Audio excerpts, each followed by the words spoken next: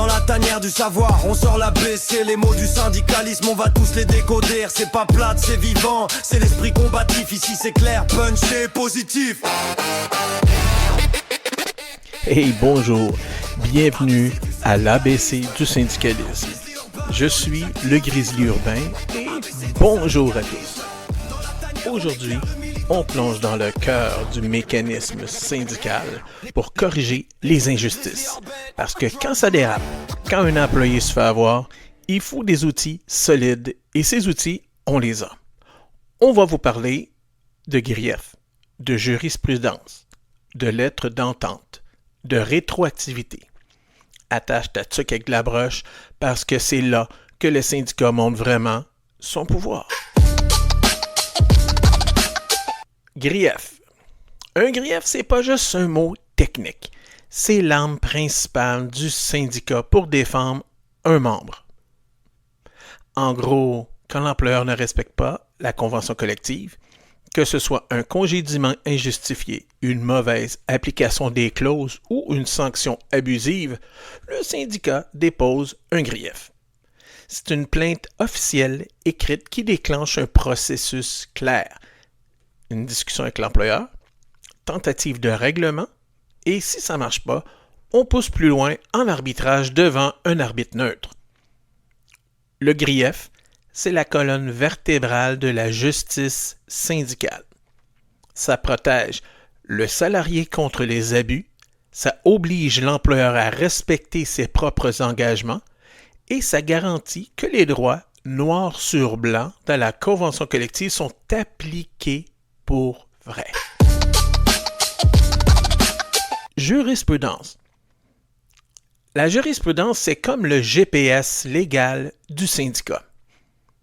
C'est l'ensemble des décisions rendues par les tribunaux ou les arbitres dans le passé qui servent de référence dans les cas futurs.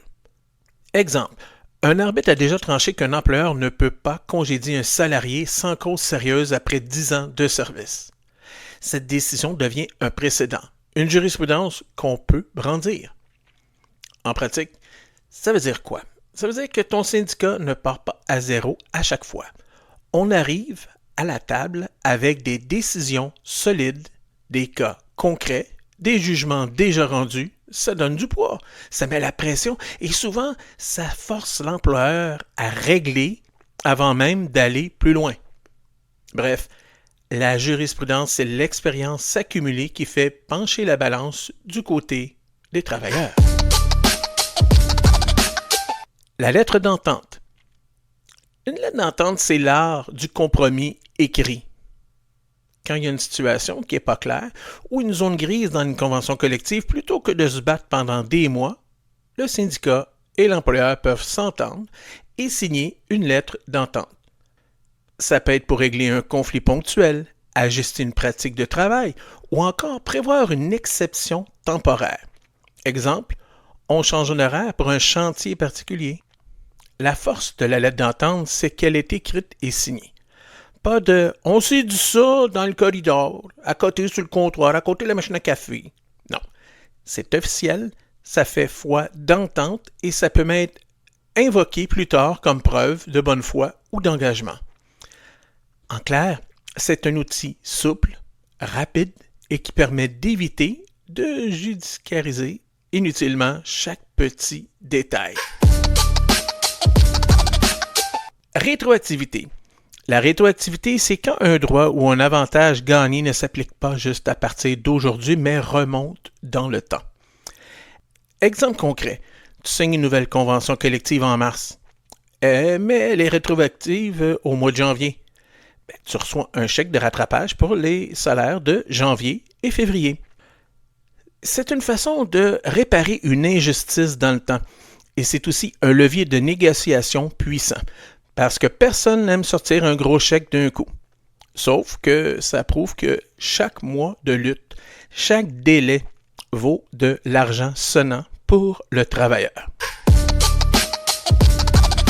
Voilà, on vient de décortiquer 4 mécanismes essentiels.